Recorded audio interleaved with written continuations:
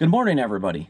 I'm Clinton, this is Oval Window Racing, and I'm in Simon, my 56 Volkswagen Beetle. If you guys are new to the channel, I'll give you a little brief on what Simon is and what powers Simon. He's the car I've been working on for the last 25 years.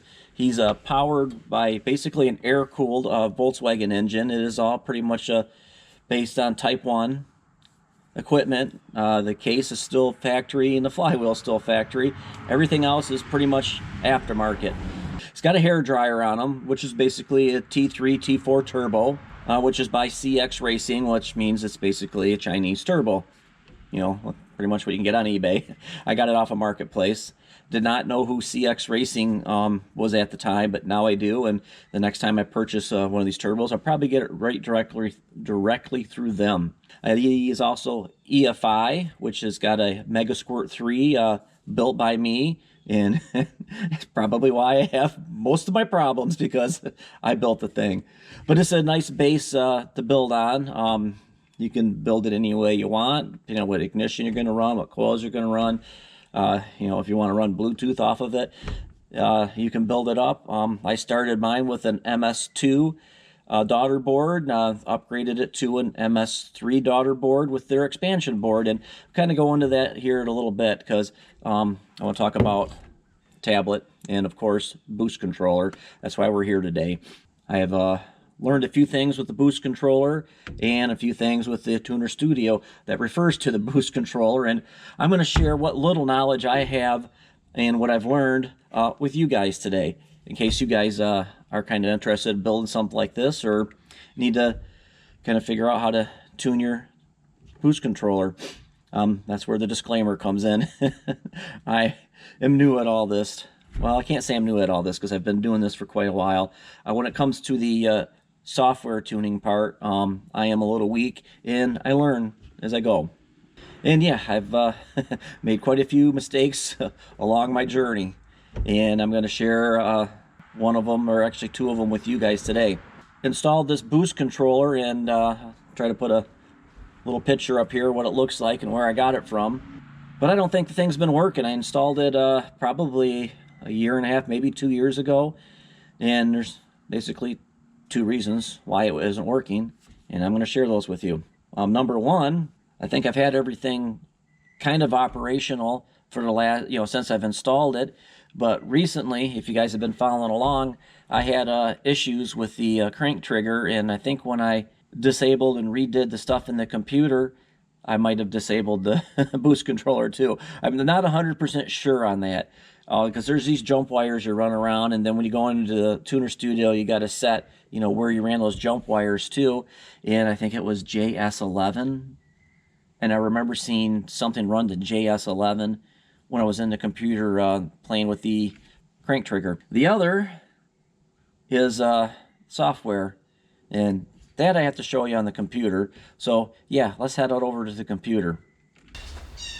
Yeah, as for the disclaimer goes, anytime you're playing with boost, play at your own risk. Like I said, I'm learning here, and I have made my fair mistakes with boost and suffered the consequences. I think I'm gonna take you guys over here and kind of show you a little trick. It's kind of on a budget, because I'm always on a budget. But yeah, let's take you guys over here. Yeah, this here is my boost reference line, or one of them, and this actually on my last race it actually popped off, and was one of the reasons I was making 24 pounds of boost. I did later find out that the wastegate was kind of locked closed. They took it apart, cleaned it, and then it started working again. But put the zip tie on here basically as a hose clamp. Where on this particular line, I didn't have a problem with it popping off, so I just kind of slid it on there and didn't use any type of hose clamps. Yeah, a zip tie works pretty good as a hose clamp. I've been practicing the zip tie trick on the wastegate, because that's normally where the lines want to blow off, but I guess I'm going to have to start focusing on other lines throughout the engine bay.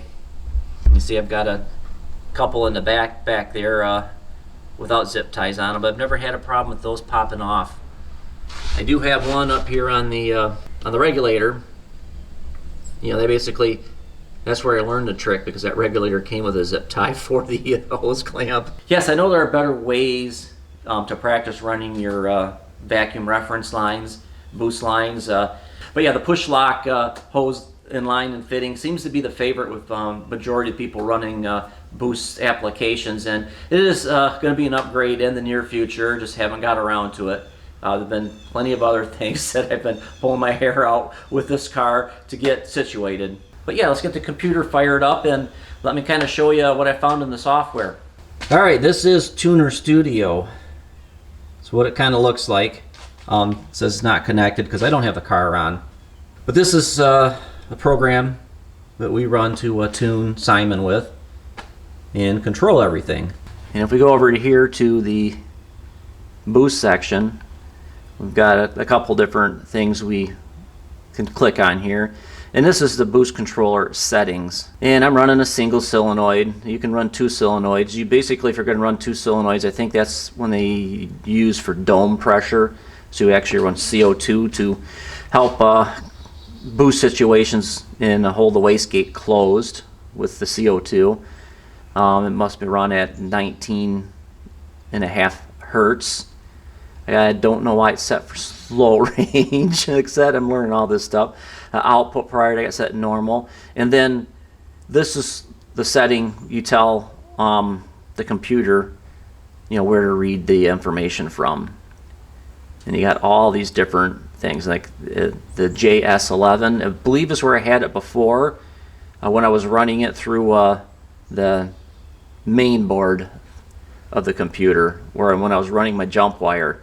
But since I didn't think that was working, because last race I had, I didn't really have any control of the boost, and to be honest with you, there, like I said, I don't think the controller's been working and behaving like it was supposed to.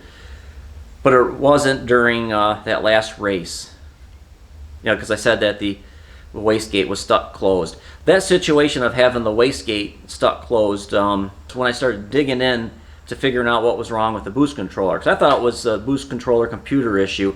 Come to find out, it was a stuck wastegate. But that's when I kind of discovered that maybe possibly I had unhooked the solenoid during moving the crank trigger around. But yeah, so what I wound up doing was actually just hooking the solenoid onto the MX3 expansion board. The expansion board was a kind of a really nice add-on to the Megasquirt, because they kind of give you all your outputs and inputs where you really don't have to build anything on the inside of the computer, and the boost controller was one of them. So it was just basically a simple kind of plug and play, and then, or know where to set it in Tuner Studio, which, if you follow the instructions, it said boost. And where is my, what I wound up doing is just kind of get myself a portfolio folder here, and I save everything that I do to the car, or that I do to the computer. And I wish I kind of would have done that like right from day one, but I kind of did, but I didn't.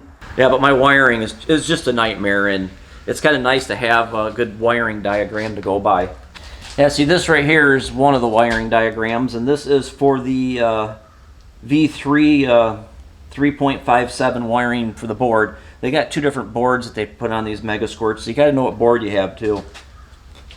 I always forget. And this is kind of what the one looks like for the MS3X board. I always get that. I think I called it an MX3 board earlier, but yeah, it's MS3X board. This is the expansion board, and it's kind of nice because they kind of label everything down in here, and right there it says line 6 is for the boost controller. Then they have a nitrous, attack. That was another nice thing. When I had the MS2, I had to wire a special relay for my tachometer, but this one you can run. I think it runs a lot of the tachs. And there's nitrous 1, nitrous 2. This is one of the idle control valves, I believe, but that one does not work for the control valve that I am using, so I still have to run it the old way. I'd have to go back in and look at what that means. But yeah, with the expansion board, it basically gives you your 8 spark outs, and then I believe it gives you your 8 injector outs too. Yeah, there are 8 injector outs over here, where the old board was just 4, and if you wanted to run 8, you had to either add on to the board. Oh yeah, then this nice cam input. Basically, I think you're all set up if you wire this all correctly and know how to run the software to go full sequential if you wanted to. If you're in a cam sync and a crank sync. I don't do that. I'm still running batch fire. All right, now that I confused you and myself with that, let's get back to the tuner software here and try to remember where we're at before I went on the rant. All right, let's get ourselves a pointer here. Okay, we got to leave this in the boost, otherwise it won't be working again. But the one main thing that I discovered in here was this one right here. It was for maximum duty cycle. Or no, not the maximum duty cycle. Yeah, we want 0 to 100%. But was this boost control low CLT threshold. This was actually set for 170 degrees. And I'll show you here on a data log that if I'm running around town, that my car barely reached 170 degrees in coolant temperature. And I will explain to you that no, I do not have any antifreeze in the car. I said at the beginning that this was an air-cooled car. I read oil temperature for my coolant temperature. Some people will run the head temperature, and you could probably get away with leaving it at 170 degrees because your heads probably get a little warmer than that when you're running around. But here, let's go check out some data logs here. We'll close this and open up this mega log view, and I will show you kind of what got me looking at certain things. I left some of these data logs in here. And the first data log here. Now this data log here was done when I made a drive up to Uncle John's cider mill. And this was taken roughly 35 minutes, maybe 40 minutes into my drive, because it's about 45 minutes to get there. And what I noticed, if you look at this red line right here, it travels through here, and you look, and right here it said maximum was 0%, minimum was 0%. And if you get over here where that says boost duty cycle, 0. Now I'm scratching my head, why is the duty cycle not running at all? Basically telling me that the boost controller is not working at all.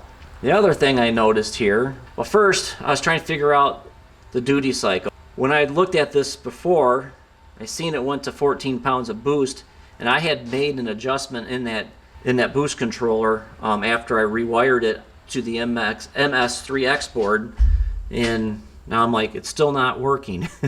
Like I said, this is 35 to 40 minutes into a drive. I made a maximum of 14 pounds of boost, a minimum of a -8, which is vacuum. And the air-fuel ratio is good at 11 with the E85. That's where I like to see it anyways. We come down here to coolant temperature, 165 degrees. All right, I didn't know when I was looking at this before that the boost controller had a threshold. But I just told you the threshold was set at 170. So the boost controller wasn't even activating. So we'll open up another data log here, and I'll try to remember which this one was. So now I got a max duty cycle of 100 and a minimum of 20. And I'll show you what we got going on there. And then my maximum coolant got to 125 degrees. So this was, I figured the coolant thing out. But as you can see, we'll go up to over here. This is where I can see where my boost is going to come on, because the green line is my throttle positioning sensor. I can see that goes up. The white line is my RPM. You can see where that slowly goes up. So I think this was just a slow pull, probably in second gear.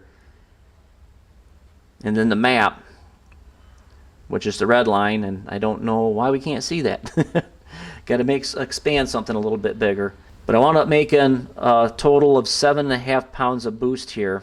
So I must have had the boost controller set a little lower.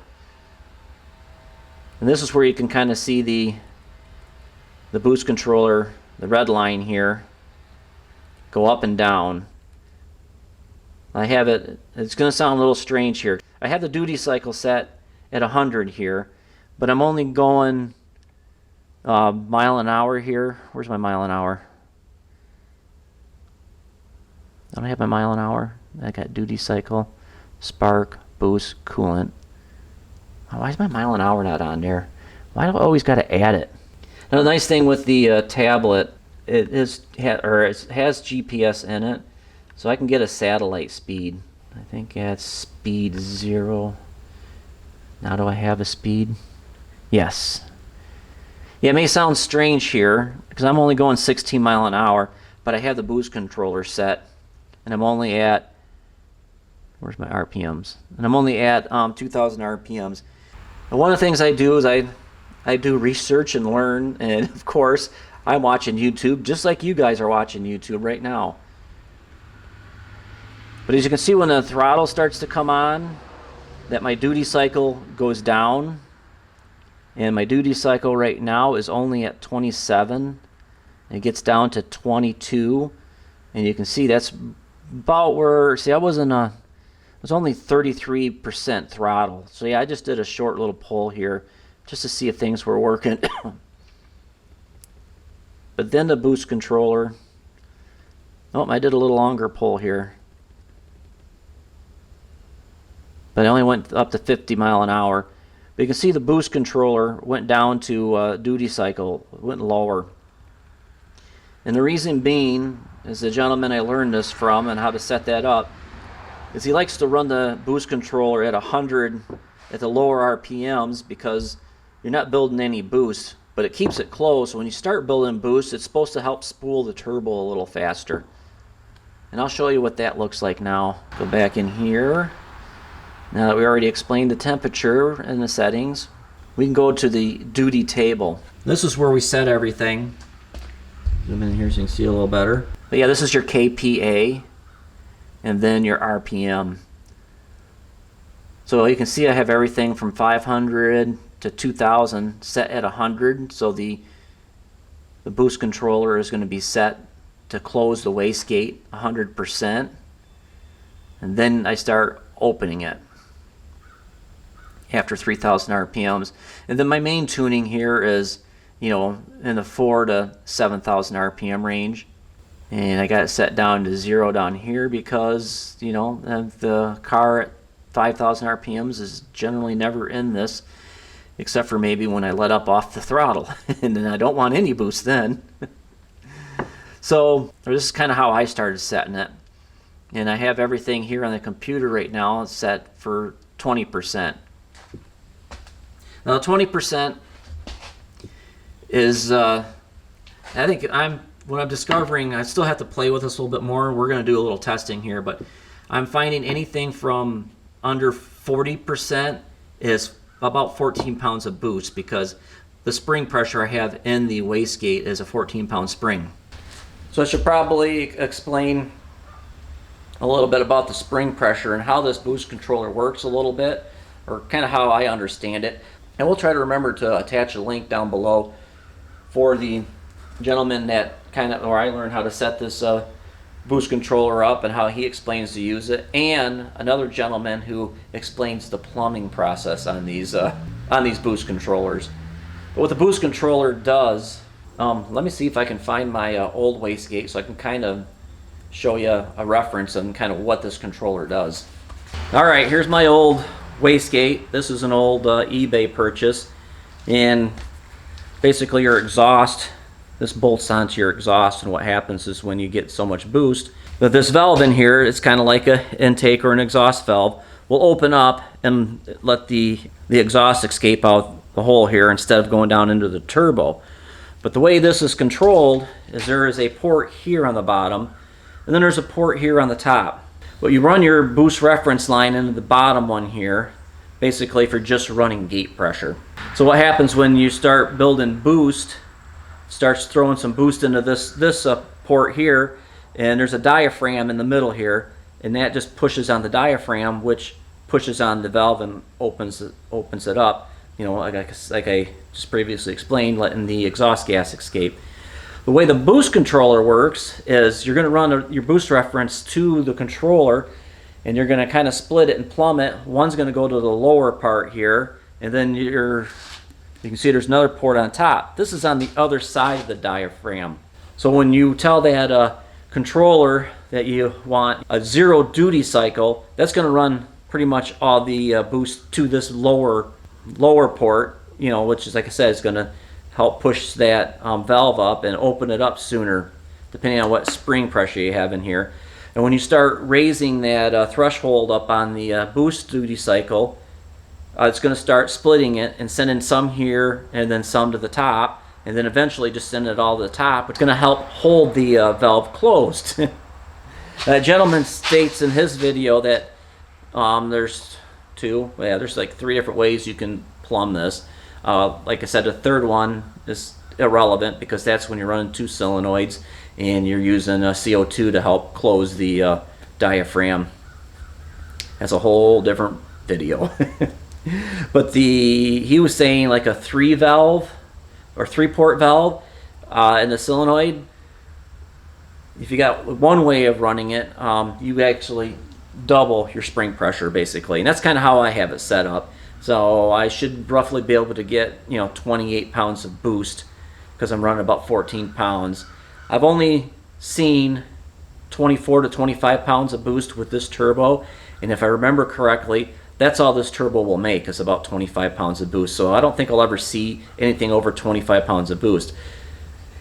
He also states if you do the 3-port, 4-port way, you can triple your spring pressure, which I think you got to have a pretty good turbo to do that, because now we're talking almost 30 pounds of boosts, or somewhere roughly closer to 40 pounds of boost, and I don't think the engine will hold much more than 30 pounds of boost. But that's a little brief description on a wastegate and how the boost controller controls the wastegate, and I hope I didn't confuse you anymore. Like I said, there's some other great videos out there to explain that a little bit more into detail, and I'll try to remember to leave that at the bottom. So yeah, I've been experimenting with this a little bit, and I have raised it up to 50% duty cycle, and I will say now, we'll show you a data log. Trying to remember which one it is here. Gotta go to open. Let's go to the third one here. Where's this one? This was max 100, which the turbo was 14 pounds. Okay, yeah, I see where the duty cycle was on this one. So we go to the top of the boost and throttle positioning and RPM. I went 5,000 RPM. We'll skip the fact that I was doing 74 mile an hour because I was in Mexico, and the duty cycle was at 20%. So the data log we just looked at, I only went to 50 mile an hour. So I had to actually go a little bit more into the boost to see where I was at. So basically 20% duty cycle is about 14 pounds of boost. And before I had the duty cycle set at 50, I was only seeing 14 pounds of boost. So now this is telling me that the boost controller is working a little better now. But then I did another trip. We'll open up the last one here, and I set the duty cycle a little higher. Actually, I think I set it at 50% because I wanted to see what 50% would give me. So yeah, here we are. A duty cycle of 50% gave me about 17 pounds of boost. So yes, the boost controller is now functioning a little better than it was before. Because I've always had it set at 50%, and it's always been 13.8, 14.0. So we're getting somewhere. And this was, I believe, a second gear pull because I didn't want to get going too fast again. And yeah, my ground speed there was only 42 mile an hour. So the next thing to do is to raise the threshold on the boost controller a little bit more and see how much more boost we get. I'd like to be able to kind of document, where, the wastegate's at, 14 pounds of boost is compared to where 18 pounds of boost is. And then, of course, we got to try her out at 100% and, see where that goes. But the other thing that I've been playing with a little bit is that tablet that I have there in Simon. It gives me my dashboard. That's also capable of tuning, and I've never really played with that much. I am interested to learn that a little bit more after running on 6 Summer, because when you're running down the road on 6 Summer from track to track, it was always kind of a pain to get the laptop out. Matter of fact, I think I only did that once or twice when I was having the crank trigger issues. But it would be nice to be able to, turn the boost down for the street driving, and then when we get to the track to be able to just to turn it up and not have to worry about opening up the laptop or whether or not the laptop's going to have a battery. Because this does have a pretty decent battery in it, but it does go kind of quickly when you're playing with it. But yeah, so I'm going to try to show you guys how to do that a little bit. I'm still learning it, so you have to bear with me. And then, we got to test out, the boost control a little bit. So that means we get to drive Simon. And I should probably point out that the app I'm running on that Galaxy tablet is an MS Droid app, and it is kind of neat. It is nice to be able to collect data on there. It's a little easier to get the data off of that than it is to get the data off the ECU, because the ECU, the Megascore, does have an SD card in it and does collect data itself. And I just finally got the clock working on that, which makes it a lot easier to go find your data when you need it. Let's go get in the car here and try to figure the tablet out. All right, while Simon warms up, we'll take a look here at the tablet and see if we can tune this thing. And right now I'm noticing, see, my oil temp is only 68 degrees. Basically that means that the boost controller threshold isn't met yet, so we have to get it warmed up to 100 before that'll even start working. And I'll point out that I personally set 100 degrees is what I set the threshold at, because I pretty much have everything on the software stating it. That's what I considered warmed up, like the after enrichment and stuff, and now the boost controller. And now the O2 sensor's warmed up, so we got a reading there. But yeah, let's get in here and check the tuning out. See if I can figure out how to do this again. So we got this tuning. Got all our selections. We go down to boost, the boost duty table, I believe. Yep, there we are. Now I have this set different from the computer because I haven't updated the computer yet. This is my last data log was at 50%. Now, in order to change these, I think I have to hit edit. Then we're going to touch and hold. Then we're going to select multiple. Come on. It can be challenging sometimes. And down here we got by one. So you can change this if you want to, if you want to go by fives. And let's put it right up at 70. And see what that looks like. Now we have to back out here and then hit burn. Now let's back out one more time.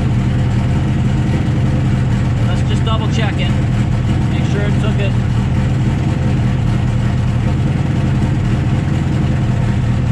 Yep, it took it.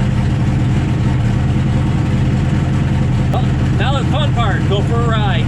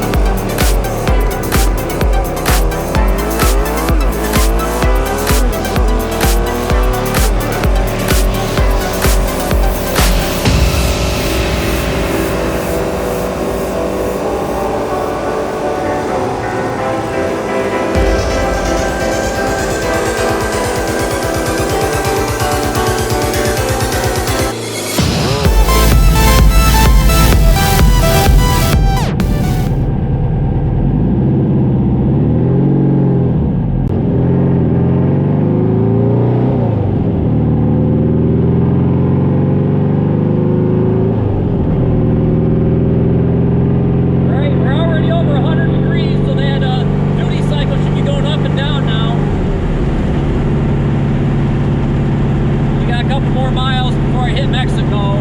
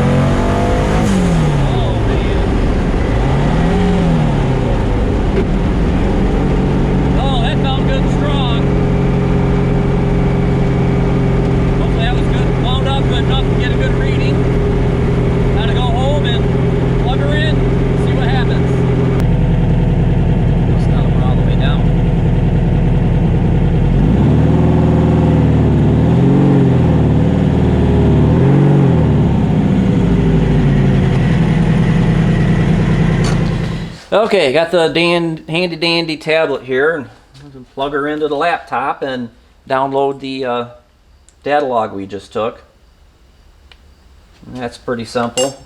So we'll just go down into tablet and select the MS Droid, go over to projects, select the project and the data logs. And looks like I've got 2 in here, which I'm going to pick the newest one because apparently I didn't delete them. Usually try to delete them as we go along. Today's date will be the 8th. We won't delete that quite yet.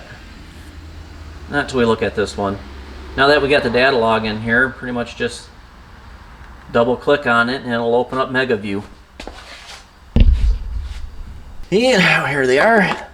Let's take a look here. That little short pull looks like we've only hit about a 93% on the duty cycle, and it went down to 0% or minimum of 0. So that must have been like when we let off. Maximum boost, ooh. Yeah, that's 23 pounds of boost there at that 70%. Wow, that went up quite a bit. Let's get over to the actual pull. Must have only got the 3rd gear pull on here.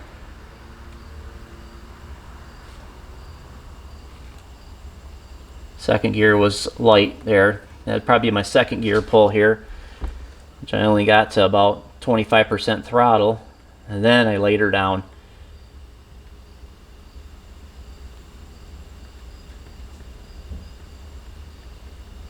This is one other guy I know. It's got a 8-second Dodge Colt all-wheel drive on a Mitsubishi drivetrain. He said when you first zap into here, he likes to see the air-fuel ratio go down when you first floor it, but then come back up to your targeted, which mine came back up to 11. And then right there, the full pull, right before I let up, it was only 84% throttle, 89% throttle. I gotta maybe possibly recalibrate my throttle. Should have been 100%. But it made 23.3 pounds of boost at 6,000 RPMs. The duty cycle was right there, 70%. I don't know if you guys can see that. You should be able to see it. That's good to see. And I was at 45% ethanol. I put some 91 octane in it when I was going to go for a drive the other day. Just trying to get a little bit better gas mileage. But the duty cycle on the injectors was 81%, which means I'm probably going to need bigger injectors. I'm going to have to keep an eye on that when I start getting into the higher ethanol. I was going to try to run E85 here at the end of the month. But yeah, I may need to get a hold of Brad over at Snake Eaters and see if he's got his 1000 cc injectors in. Because I guess the theory on the injectors, they like to figure 80 in the 80% range to be 100% on the injectors. We'll have to start spiking some more E85 in there and get a couple more pulls. But yeah, I'm kind of liking what I'm seeing here. Yeah, but I think I'm done boring you for today. Hopefully it wasn't too boring. Hopefully the little test drive was kind of fun. I know it was fun for me. I know you guys can't really feel the acceleration, but yeah, that 23 to 24 pounds of boost, man, it seems like a whole different story compared to 14 pounds of boost. And I really can't wait to get Simon to the track to see how he does with the numbers on the track. Should be good and exciting. But another little, I think I'll give you another little tip here. I showed you the portfolio I use to save everything in, but got one of these older Swiss Army bags. And it's kind of nice to carry everything in there. These things, it's amazing what you can pack in there. I've got usually the tablet and the plug for the tablet. Got the laptop in there, all that information. Then usually I can throw a couple other things in there and then carry it with me. Especially like on a road trip, like when we do Six Summer. And I do have plans to register for Six Summer again. And Tom Bailey, try to link this down below too. He just announced that he's going to have Sick Michigan Mile next year, which is going to be 1,000 miles of touring Michigan. He hasn't really announced what tracks he's going to be hitting. He did say, we're going to be cruising along Lake Michigan. His plans are to go across the Mackinac Bridge and then cruise back down through the Lake Huron, the east side of the state. And he's timing it so that it'll take place with the Woodward Dream Cruise. And yeah, it's been kind of one of my bucket list things to do is actually get Simon over there on the Woodward Dream Cruise. So yeah, I'll try to link that down below. But yeah, I think it's time to get out of here. Keep cruising, keep shifting those gears, and always enjoy the ride. Let's go. Before I was just another guy